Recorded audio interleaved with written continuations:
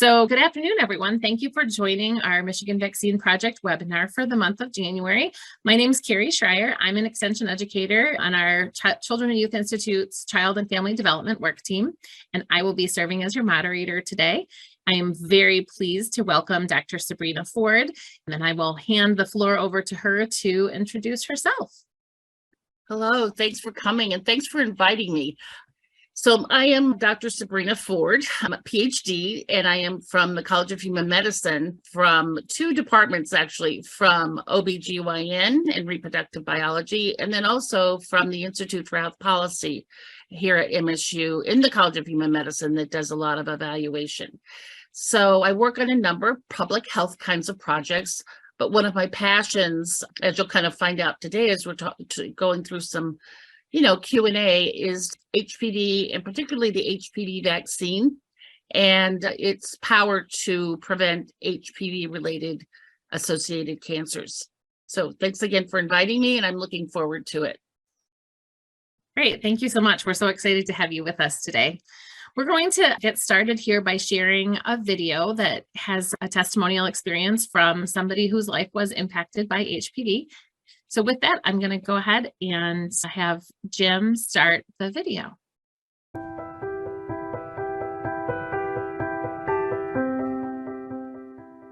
Hi, my name is Katie Parr, and I'm from Northern Michigan, and I wanted to share my HPV experience with you. In 2007, I had just recently graduated from college. I was 25, just started my first professional job, and I started noticing some changes in my body. So I went to my primary doctor, who did a routine gynecological exam on me, and a few days later asked me to come back into the office. I had tested positive for HPV. She handed me a form with numbers circled and informed me that those were the high-risk strains that I had tested positive for, including 16 and 18, which are most related to the cancers. From there, she sent me to a gynecologist who performed a biopsy on my cervix and informed me that I had severe cervical dysplasia, which meant I had precancerous cells on my cervix. From there, they decided the best treatment was to have surgery, to do a conization, which meant they removed a cone-shaped section of my cervix out and sewed it together. At this time, they did tell me that there was a risk with pregnancy later in life. The risk factor was my cervix would not be strong enough to support a baby full term through pregnancy. So in 2016, when I was pregnant with my first child, it helped that I was still going to the same OBGYN office because they knew me, they knew my health history, and they wanted to keep a close eye on me. So once a month, they scheduled a vaginal ultrasound to check the thickness of my cervix to make sure that it was strong enough to support the baby. If at any time it wasn't, they would have to sew the cervix to add additional support and strength. Thankfully, my cervix did hold out throughout the pregnancy to support the baby, but it didn't take away the fear, the stress, the anxiety that occurred during the pregnancy, not knowing if it would be strong enough. Looking back, I don't remember if I was offered the vaccine. Going back, would I take the vaccine now? Absolutely. And moving forward with my two girls, I will absolutely get them the vaccine when they are eligible, knowing it is the only cancer prevention vaccine that is out there. And also it's important to me to share my story to help take away the stigma of HPV. Wow, that's a pretty powerful testimony about the ways that HPV can affect you even if you don't develop cancer from HPV. Could you start us off by telling us a little bit more about what HPV is and how common it is? Yeah, I will. I just wanted to make a comment about Katie's story, which was very powerful. And I think probably one of the most powerful stories to really get people educated around HPV. And so it's kind of one of those stories, thank goodness, she had her baby and that she had good care. The good news is she had her baby. The other good news is even though it was risky for her to carry to term, that early detection is best, vaccination even better, but there was treatment for her so that cancer could not take any further hold at the time. So kudos to you, Katie, and sorry that it happened, but I'm happy for your story. So HPV is fairly common. This won't necessarily be the focus of the discussion, but it is sexually transmitted. And if we have sex enough times, let's say, that almost everyone, 80% of persons will actually become infected. The key here is that it's not to worry, because not all strains of HPV, which is a virus, it's infectious, person to person contact, is those strains are mainly, they go away over time, just like a cold. You might clear what they call clear completely in the longest 2 years. There are a couple of things that might happen, which are anal genital warts, and those can go away. If they don't go away after a year or two, your doctor can take the lesions off, or you could develop, if you have a high risk strain, you could develop precancerous cells, or if waiting too long, cancer. So that's HPV in a nutshell. And yeah, I'll stop there. What does HPV stand for before we Oh, get yes. into So this? we've been talking about this, and I thought about that earlier. So it's human papillomavirus, and it was actually discovered in the 50s. And over time, it wasn't actually, believe this or not, it was discovered as an infection and thought to cause an infection, but not necessarily cancer. And then in the 30s, 40s, and 50s, and if anybody's read the Henrietta Lacks book, they discovered that the virus itself could be associated with cancers, mainly cervical cancer, just because of the way the cervix, what kinds of cells it has. But now we're finding that there are also cases of head and neck cancers. So I think it's really interesting. That's one of the things that interests me is how long we've come and how far we've come since that time, since the discovery of HPV. And now we have a vaccine that is nearly 90% effective. Yeah, that's really remarkable. So we've talked a little bit about some of these, but what could you tell us more about what the risk for long-term adverse conditions are with HPV? So actually HPV is there, you have very few symptoms most of the time. There's something like, I think, 500 strains. Most of those, a very few, 5%, are actually what are called high risk. The others are considered, like I said earlier, like an infection, like a cold or any other virus that will go away after a time. It will clear after a time. But you could get anal genital warts. So that's one of the effects or outcomes, which rarely, if ever, anal genital warts, even warts other places on your body, are caused by HPV virus, very low risk virus. And it's rare that you would pass it on to someone else if it's on your hands or someplace else. But at the same time, the high risk strains of HPV can actually be associated with cancers. So right now, what we know is that cervical cancer is the most prevalent, but is now being equal to or surpassed by esophageal, or what are called head and neck and nasal cavity cancers. So those are coming, and they affect men and women equally. I think many people are probably unaware that when we talk about cancer resulting from HPV, we're not talking just about cervical cancer, that there's this other class of cancers that are concerned. Yeah. So our next question, and I think you did just begin to speak to this, but who can get HPV? Are both men and women at risk? People who identify as LGBTQIA? Who's most at risk for HPV? So, I think of HPV as, even though I study health disparities, that's another one of my niche kind of areas of evaluation and research. HPV is literally an equal opportunity kind of virus. And the risk factor, so it's equally in hetero and LGBTQAI plus. And those rates are equal there, as well as, whether it's high risk or not, it's equal contraction of the virus in men and women. And the risk factor is the number of partners. And so that's why people think of it as it is a sexually transmitted infection, but people tend to think of it as less about, the cancer risk than they do about, I'll get it if I've had too many partners or I have too much sex with too many partners. And that's true, but really the outcome, that is the risk factor. However, the outcome still about 5% that you'll pick up a high risk. And so for that reason, it can be easily addressed. And so that's why we pay attention, because it's one of those that we can actually do something about. Yeah, definitely. So we've talked a little bit about the shot or the HPV vaccine. Could you talk a little bit about this? Is it a series of vaccines? How many do you need to have? Yeah, so the vaccine's been around for 17, almost 18 years now. So there's been a lot of studies out there.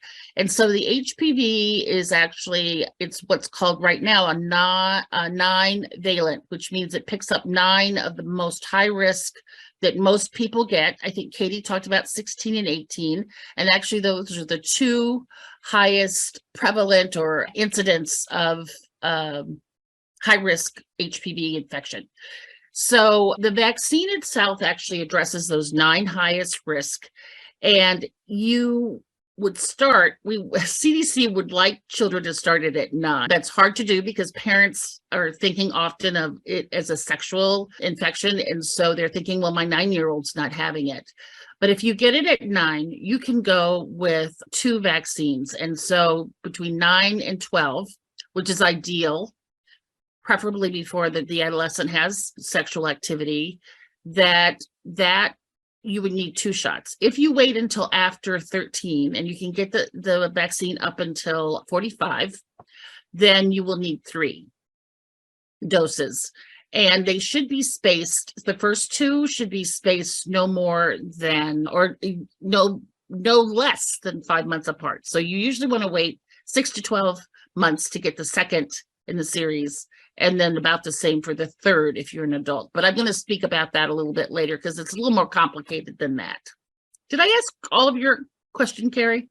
Yep, I think so. Okay. Yep. And actually, this was a great lead in to an audience question that we had come in. Somebody had asked in our chat that they had shared they received their first dose of the HPV vaccine back in August of 2022 and then haven't received any more. So that would have been August of this year. Is it too late to receive that second dose of the vaccine for it to be effective?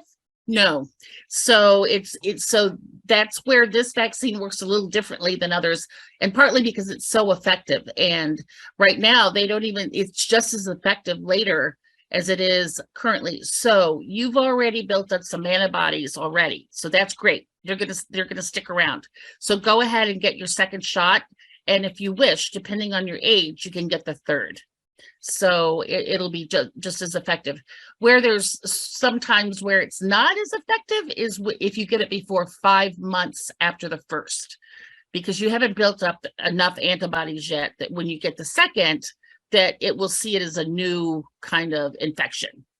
Okay. Now, in this particular case, it hasn't been that long since this person didn't get or got her first vaccine. What if somebody began the series of shots, maybe longer than that ago, several years, 5 or 10 years, or even longer? Is it okay to resume that series now? Yeah. Yes. And I would go ahead and so it's 3 in the series. If you're an adult, per se, it used to be 3 for children as well. But once you're past 13, where the risk for sexual activity might have increased up to 45, although you can get it past 45, but up to 45, go ahead and get the second and the third. And we've also been seeing that, but they're not reporting on it quite yet. But even though you get it later and you think, okay, I've already had, exposure to high risk HPV, there's still a chance that you might have cleared it between that time, even though it is high risk. So not all high risk mean cancer all the time. So it's still a good idea for you to go ahead and get that second and third in the series. Great. How long does it take for the vaccine to start working? Excellent question. So it takes about 1 to 2 weeks. So it's not long, but that 5 months 5 to 6 months I was talking about, for full effect of the antibodies to react or to come into play, really you should wait 6 months for it to be fully effective and for you to then have the next shot. But 2 to 3 weeks, you're fairly well covered. That's impressive. So I know I remember as a parent when the HPV vaccine first came out, my oldest daughter is almost 19. So I was paying quite a lot of attention to vaccines at that point in life. And I remember hearing a lot of kind of talk about this vaccine in particular and whether or not it was safe and effective. Can you talk a little bit about the safety and efficacy of this vaccine? Yeah, so it's like most other vaccines, and maybe most closely to something like chickenpox or, varicella or that kind of thing, where sometimes you may get a fever, a headache, kind of a reaction because your body thinks, oh, I have an infection, so I need to fight it off. And that's where the antibodies come in. So some people do have a slight symptoms of infection. It's sort of like a cold. And even if you were to get HPV, not the vaccine, but HPV, that's probably your only symptom, but not everybody has those. The other is, I was joking with the team here last week about that parents have said, well, I heard that my daughter will faint. And what does that mean? Or my son will faint. And actually, that's just sort of a hazard of being vaccinated and having sort of some emotional feelings about the vaccine, but rarely does that happen. So there are very few side effects. I mean, it's one of those vaccines that it doesn't take long for it to be effective. There are very few side effects. If there are, you would check in with your physician. And yeah, it's just one of those, and it's very effective. That's great. So our next question here, as we are staying on that kind of subject of safety and efficacy or side effects, Mm-hmm. Could you talk a little bit about what side effects there might be from getting this vaccine and if that is something that should deter people from getting it? There's very few. Just as I spoke about a little bit, is that if your child had side effects, they would most be likely like any other vaccine, soreness in the area where you got the vaccine, maybe some cold-like symptoms, headache, fever, that kind of thing, but would not last for more than a day or two. I said the fainting, in a very, very rare cases, BAR, which is a disease in terms of neurological, but that's very rare and usually has something to do with kind of the anti-inflammatory state of the person. So when you hear of autoimmune diseases, those who have kind of a taxed or pressed autoimmune disease may have more symptoms than not, but rarely would there be anything dangerous or deleterious. Okay, great. And I'm not making it up. It really is one of those that has very few symptoms. Very few side effects. This isn't going to be thank you. COVID. Very few side effects. Thank you. Not going to be like the COVID vaccine where we no. need to plan Well, that's the same thing with the COVID, is where those who had the most reaction were those who might have had a pre-existing or not even know they had a pre-existing or an autoimmune disease. Yeah. Well, that's good to know. Good to know that this is one of those that we don't need to worry about not feeling great afterwards. Our next question, and this is something that you had already alluded to a little bit here, but is it appropriate for people to get the HPV vaccine before they're sexually active, or should they be waiting until they begin sexual activity or think that they may be? What age should you be getting it? Yeah, so that's an excellent question. And that's what it's all about, because it can be very confusing. So that's the most effective is before sexual activity. And that's why it's recommended between the ages of as early as 9 and then up to 12, because that has the lowest risk of a child having had sex by this time, even up to 15, but they still take the 3 series at 13 and above. But anyway, it is best if you can get it before you're sexually active, because you're not exposed to any strain of HPV, because that is the only way that you can get it. But the purpose, I'm just going to say again, the purpose of the vaccine is not necessarily to keep you from having sex or getting the infection. It's actually for long-term to prevent certain cancers. There's no other vaccine, although they're working on vaccines for cancer, there's no other vaccine available for prevention of cancer except for HPV. Great. And I think you answered a lot of our next questions saying this. I told you I can get windy. No, it's perfect. So the next question is, what would you tell parents who say, why should I vaccinate my child? They're not sexually active. And I think you very much just spoke to that. Yeah, that this is a vaccine that prevents cancer, right? Right. It is a vaccine that prevents cancer. So even though, we know that the way from person to person, it can be spread through sexual activity, that's not the big question. The question is protection and prevention, because it's very effective, to 80 to 90% of preventing high cancers in the future. And I'm talking, cervical cancer, and also anal, genital, and then head and neck, which is really one that is tough, because there are no tests right now to see if there's HPV present in head and neck region. And I think the other piece of that is, you think about, okay, well, my child's not going to have sex. I want to say two things about that, in terms of to the parents. One is, as I said already, cancer.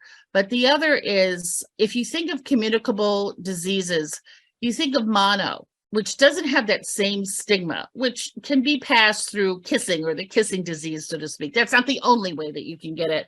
And mono it's not cancer, but it can be pretty devastating and can have lasting effects. But we don't think about it that way versus sex. Eventually, young persons are probably gonna, most of us will have sex at some point. And so to have it early on, I think is thinking for parents to think about the long-term effects. Great. This next question, I think, again, is one of those things that we've sort of touched on a little bit here, but this question comes in from a new college student who didn't realize until she got to college and gained access to her own health information that she did not receive the HPV vaccine with the rest of her series of vaccines. Would it be appropriate for her to begin that series now that she's the one? She can make those decisions? Absolutely. And so even if you've been sexually active or not, it would be an excellent idea for you to go, because chances are you've not been exposed at your age to the high risk strains. And if you have, you're young enough that you may still clear in the next year or two. So, and Olin Health Service will tell you this too. I mean, they're a big proponent of the HPV vaccine and at college age. So I would go ahead and get it. Now you will need a series of 3. And so since you'll be here at college, and the nice thing about it is that if you stay in Michigan, and let's say you get the 2 and you think, oh my gosh, I forgot to get the 3rd, or I graduated and now what do I do? And you can still get that vaccine, the 3rd one. You'll still be pretty protected by 2, but you can get the 3rd one at any time. And the nice thing about Michigan is that we have what are called MICR, or the Michigan Care something registry. Yeah, probably my friends. Immunization, I think. Michigan. Yes. Yep. And so that follows us around from county to county for all of our vaccinations. So if you're ever wondering, gosh, the other week I was thinking, I got pneumonia this winter, and I thought, wow, did I have my pneumonia shot in the last? And so turns out pneumonia shots you should get every 5 or so years. I had missed it. So not that that's the reason I got pneumonia. It's just been a tough winter for everyone. But the MICR, what they call the MICR record, follows you around. And a lot of times you can even get it in your patient portal. So that was just a side note to say, yes, go and get the vaccine. That's an interesting point. I, as a parent, have thought about and referenced the MICR registries for my kids, but I had never thought about those from myself and keeping my own vaccines. It's a great point. Good to think about. We just had an audience question come in, kind of going back to the subject of our concerns about potential side effects. The person in the audience shared that they got their daughter their first dose, but then began to hear horror stories about girls dying or becoming disabled after receiving the vaccine. What was the cause for that concern or misinformation? Can you talk a little bit about that concern? Yeah, I think that so back sometime in the 90s, there was misconceptions and about the measles, mumps, rubella. And I don't want to go too far back. So there was some thinking that it caused autism, that it could actually disable your child, that kind of thing. It turned out that study was done in Europe, but it took hold here in the States, and parents were very afraid of what could any vaccine do to my child. And so there was kind of a lag in vaccinations, and it's starting to come back a little bit because those infections are starting to reemerge, like measles, mumps, rubella, chicken pox, things that we haven't seen for a very long time. So HPV is one of those because it's not in the regular, what I call mandatory or compulsory vaccines for school. There's a lot of room for kind of misconceptions about what can happen, and that's why it's not given at the same rate. One of the things we're trying to do in across the states and in Michigan is to actually increase those rates by having that vaccine given with the bundle of vaccines that kids get at 11 and 12 anyway. So that's one way, but really that is a misconception. No one has died, and you can research, no one has died of the HPV vaccine. No one has become disabled. As I said, and you can read lots and lots if you go to the CDC, if you're confident, or your doctor and ask your pediatrician, and they will tell you, no, that's not happened. But, I understand your concern because we want the best for our children, and we want them to be safe.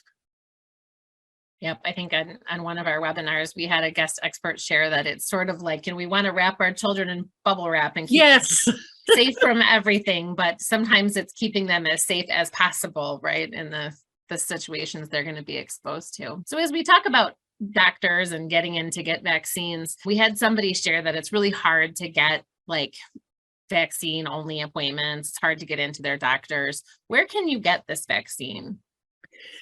So that is an excellent question, because sometimes I just was talking to a pediatrician the other day about a study at MSU Pediatrics, but also the MSU pediatricians actually are the same pediatricians that work at the Ingham County Health Department. And I know that doesn't cover everybody who might be on this call, but you all have a health department in your county, and maybe even one or two. So what I am getting at there is that often physicians don't want to bring you in for just one thing. And that's why I was talking about bundling it with other vaccines or well visits or that kind of thing.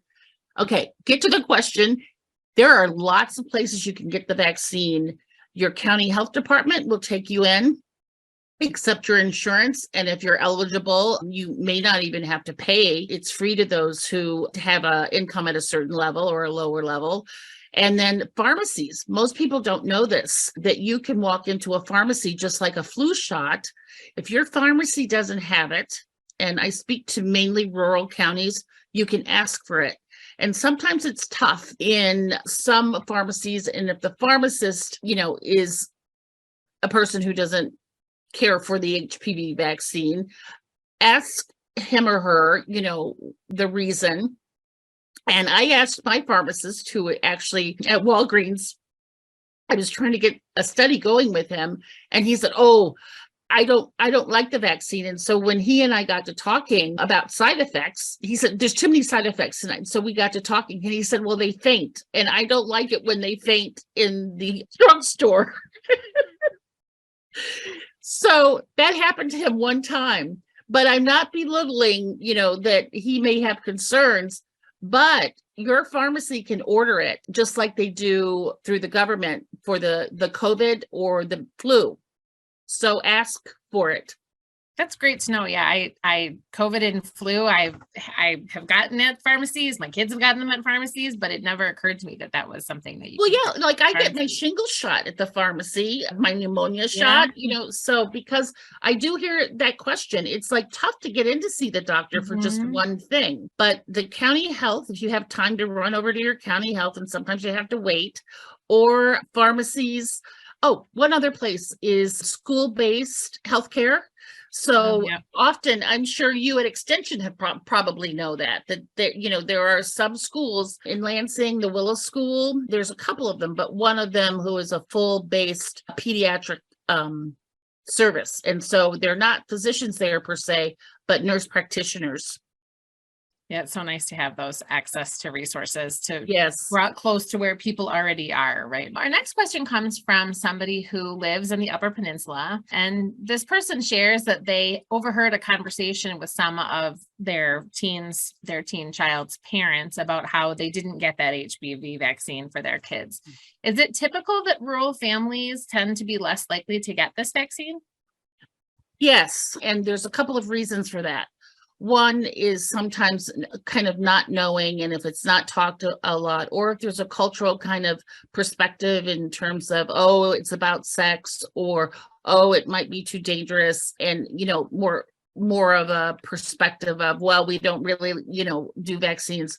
So that's one. There may be kind of a thinking in a community that, HPV is just not one of those, or we don't do vaccines. That's not to stigmatize, that community. The other is it's not available.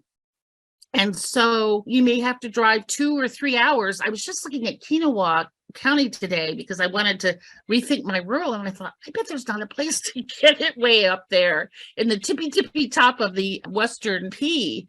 And I thought, I wonder, there must be a physician, but if the physician follows the community sense as well, then it's really hard for the doctor to even push the vaccine, so to speak. Maybe push isn't the right word. I had some doctors even in Ingham County, which much of Ingham County is actually rural. It's not the U, but they said, I'm just not going to bring it up with a parent who doesn't want it.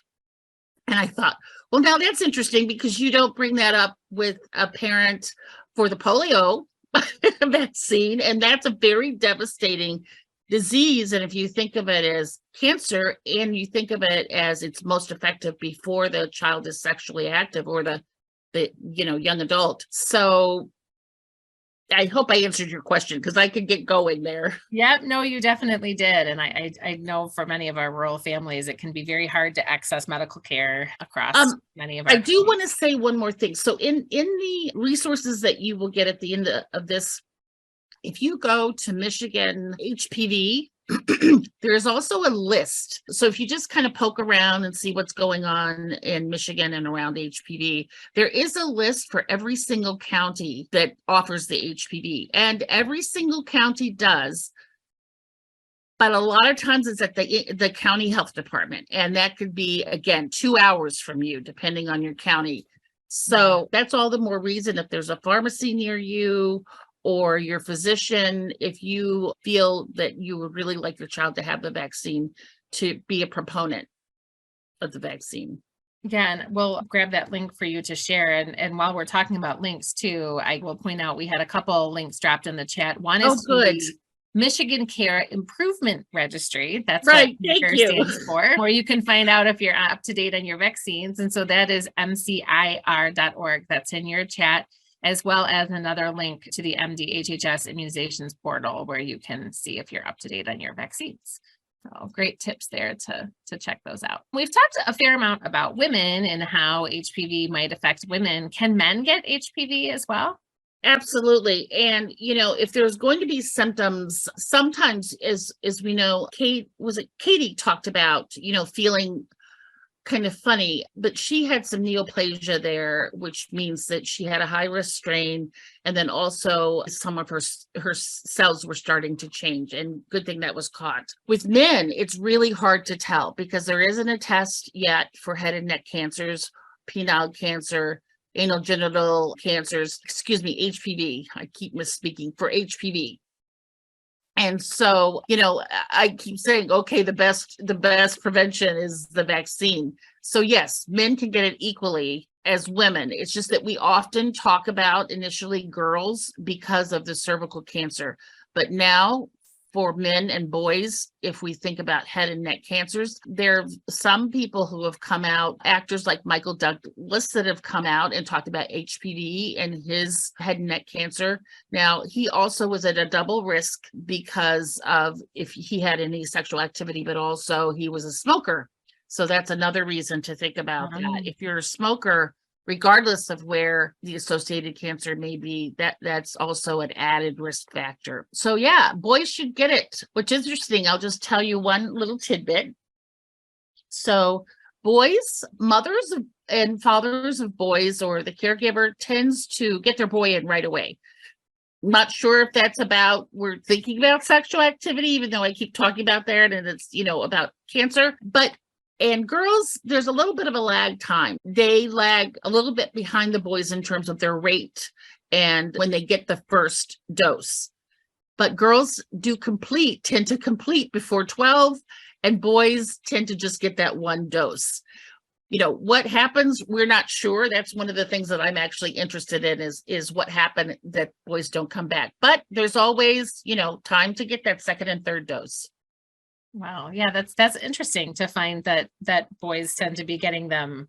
What you said, they're more likely to get that first one in, but then don't necessarily finish the series. Yeah, and I'm sure there's a gender piece there that people haven't looked closely at in thinking about, even if it's the physician who says, oh, yes, your boy should get, I think that there may be some preconceived notions there about sexuality and the HPV. So our next question, and I think we've, addressed this a little bit, but I think it would be helpful to just kind of to be super clear. The question is, can I get tested for HPV? And I don't know who this person is, but it sounds to me like what we're hearing is that there is not a way to test for an oral infection of HPV. Not yet. Okay. There will be. I mean, one of the good things is, if I can digress a moment, things are moving so quickly on the virus front that it's because of COVID. So COVID was not a good thing for for the world. However, some of the things that have come out because of COVID and the speed of which science is moving and prevention is moving is really amazing. And so that's one of the things is the HIV, which is different than HPV. It's totally different virus. And HPV and cancer vaccines are being developed at breakneck speeds. It's just really phenomenal. So there will be vaccines and also testing. So there will be testing for head and neck. The other piece is, we talk mainly about women. The HPV test you can get, usually as a young woman, you get that and co-testing your pap test at the same time. If you have, and I'm again digress here, if you have a negative or a non-high risk HPV test and a negative pap test, you can now wait 5 years to have your next. And I recommend testing at every time that if you're sexually active, every time that you see your physician for your yearly exam, and then the pap, because cervical cancer is a slower growing. Not for everyone, Katie might say differently, but for most people it's slower growing. But if you have the HPV test, then there are things that can be done. You can get the vaccine, which may assist in actually clearing that high-risk infection, or there are other things. If you have neoplasia of your cells, precancerous cells, they can do treatments. So yes, there is a test for HPV, but not yet for head and neck or men. Right. So I was going to say there's a test for women for HPV, but not head and neck and not for men. Mm-hmm. Great. So on that kind of getting tested and how long these things last front, you've talked a little bit about clearing the infection. Can you talk a little bit about whether or not HPV stays with you for life? Is it curable? So rarely does it stay with you for life. Now, you could get reinfected, and I might take a little time on this one because it might answer a lot of questions. So not really is the answer to that. Most people will clear it if it's not by 2 years. Even the high risk strains, they will clear, or the infection will kind of play itself out. The body helps do that. And then with women and cervical cancer, we're constantly having either our menstrual cycle if we're younger, or things that assist in kind of washing away. That's what actually we say is washing away the infection and the bad cells. The other thing is, with high risk, you can usually, if your cells are beginning to change, a dentist can tell that. And dentists don't have a test for head and neck HPV, high risk HPV, but they can tell if cells are changing in your mouth, in your tongue, around your tonsils, in your sinuses. And dentists are getting very involved right now. In fact, I went to a summit of otolaryngologists, or ear, nose, and throat, and also dentists who that's what they check for. So if you're going to your yearly, dental appointment, or 6 months or whatever, yearly, you might want to have your dentist look. So I'm saying all of that to say is that rarely does it stay with you. If it does, usually you'll have some cellular changes, and you want to have your pap, or you want to have your dentist check your mouth. And so that's the best way to go about it. But rarely does it last forever. One other thing I'll add here is with women. So if a woman, there are some women who have not seen a gynecologist or an OB until they are pregnant and having a baby. And so they begin prenatal care. And that might be the first time that they have a HPV or a pap test.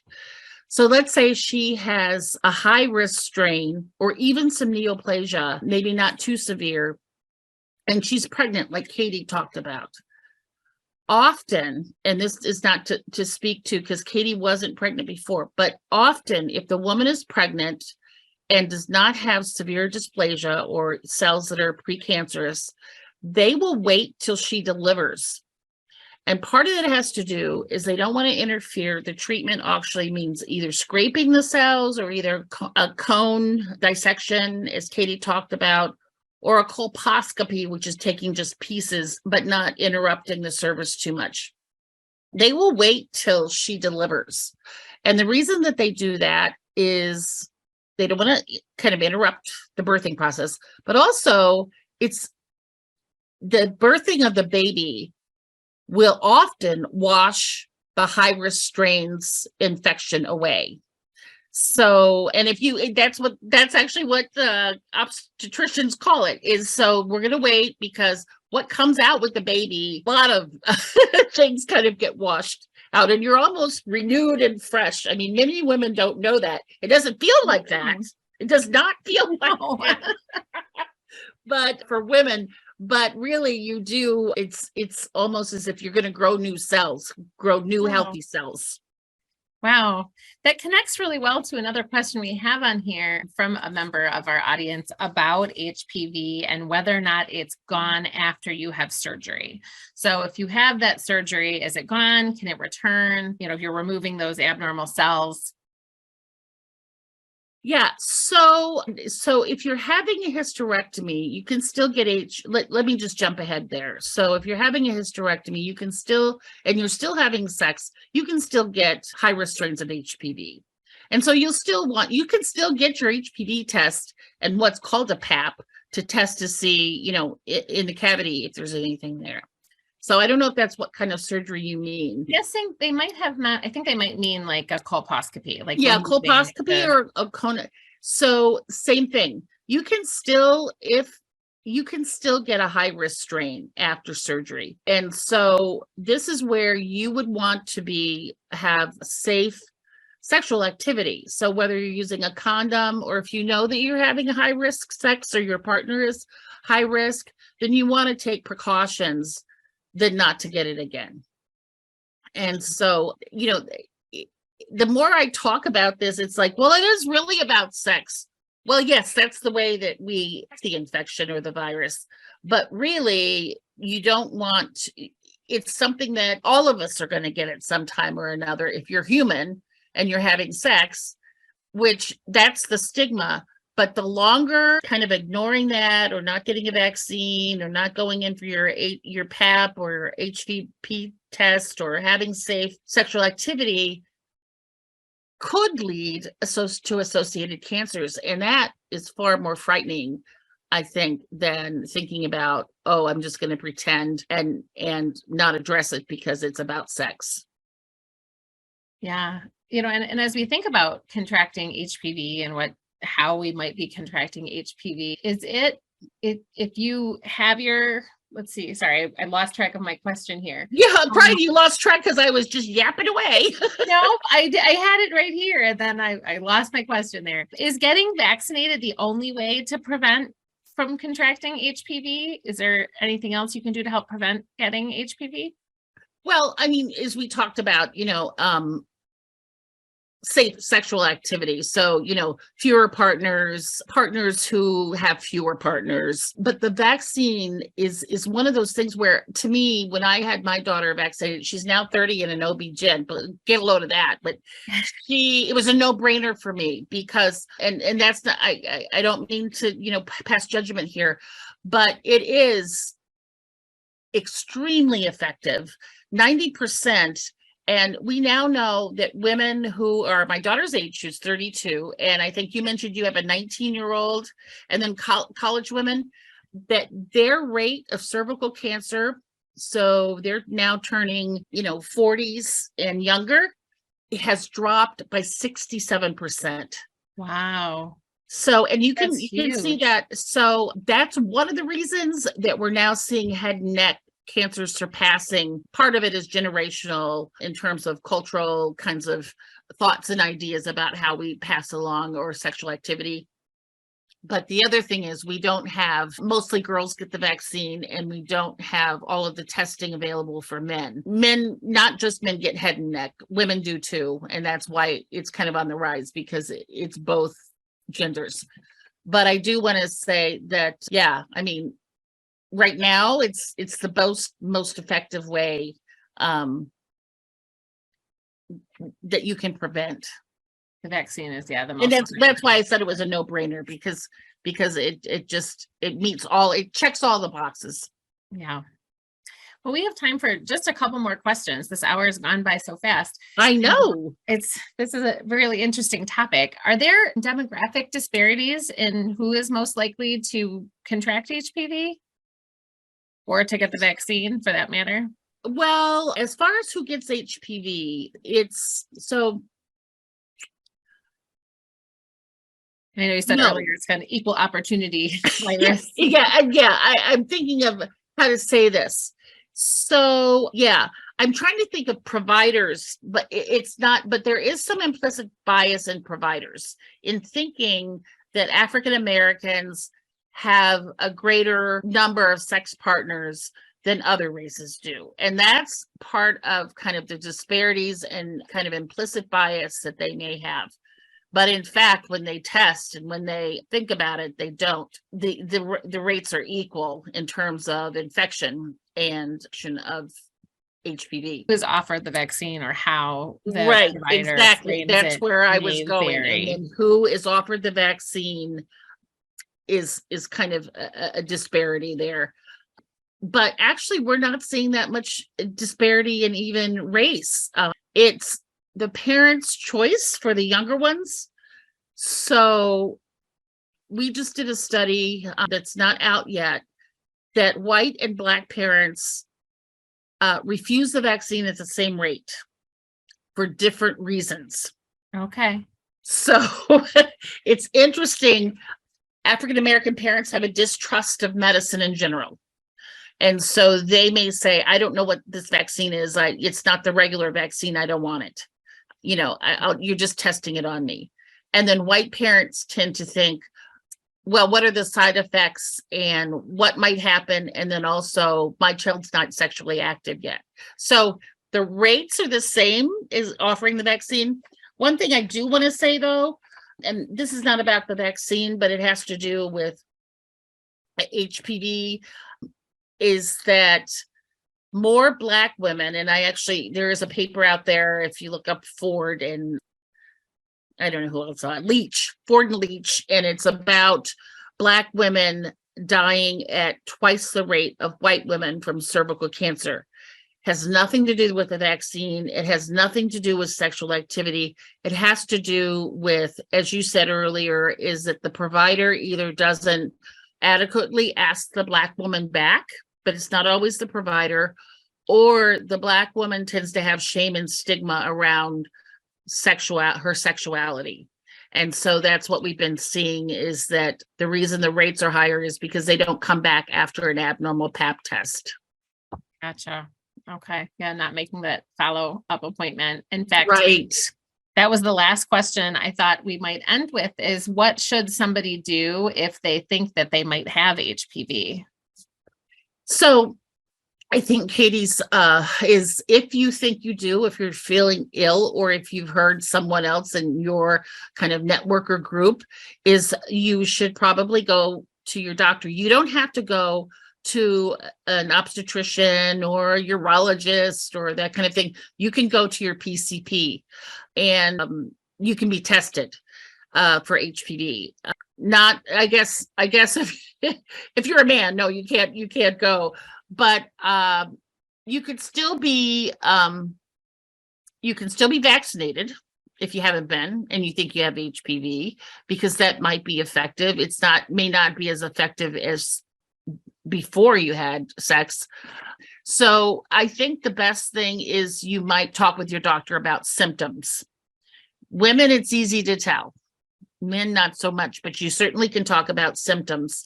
And again, be assured, one of the things is, because we're only talking about HPV and the vaccine, I didn't do this at the beginning. It's rare that you will contract the high-risk strain, and it will probably go away on its own. However, if you suspect cancer symptoms related to HPV, you should always see a doctor early, because their treatment is very prevalent and is effective. So it's a tough question to answer. But yeah. Are there any other, parting pieces of information you would like to share before we wrap up? So, one of the things that people say, well, if it's rare, then, why are we bothering with this? Like, I'll just take my chances that, I'm 1 to 5% of persons that might end up with cancer. And if they catch it, it's one of those cancers that they can probably treat it and I won't get it again. So that's actually kind of comforting to know that. But at the same time, my thing is, it's one of those cancers, like smoking, let's say, that is behaviorally acquired. There's a treatment for it. I shouldn't say like tobacco, but there's a treatment for it. There's a vaccine for it. The cases, even though with women, there are 12,000 cases, doesn't sound like very many, of HPV every year, a quarter of those women will go on to die. And so when we have all these tools, why it would be so easy to save those 5,000 lives a year. And while it might not it's not like a breast cancer so that's one of the reasons that I study this and Australia is on their way. They have a whole, but they're not the US. They have a whole kind of protocol that everybody gets the HPV vaccine at 9. And in fact, they only give 1, because if you get it as early as 9, that seems to be effective enough. And they plan to eradicate so somebody asked about the vaccine earlier, and I know we're running out of time, or we've run out of time. Is that the only way, or can it last forever? They've tested it, and they know for the thousands, hundreds of thousands, million of people that they have, that they're seeing their rates decline, and they suspect by 2040 that they won't be seeing it if everyone's vaccinated. That's great news. It's amazing to hear of a cancer treatment, a cancer that can be Right. treated so well with a vaccine. I do just want to thank you for taking the time to join us today. We are so appreciative of your time and expertise, Dr. Ford, and then also our audience members for being with us here today. This is a really interesting subject. We've spent a lot of time talking about respiratory illnesses this past fall. And I know that this is a pretty big switch on that subject, but yeah, we go from one into the other, huh? I know, but it is HPV Awareness Month and a good time to get us thinking about what we can do to help make sure that we're keeping our kids and ourselves as healthy and safe as we can be. Mm-hmm. We hope that you find time to join us again in February. We're looking forward to continuing this series of conversations. If you have any topics that you'd like to hear more about, please feel free to let us know. And otherwise, you can find more resources on our MSU Extension page or on our Facebook page at My Stronger Family or at the Michigan Vaccine Project. So thank you very much, everyone, and have a great day. Stay warm out there.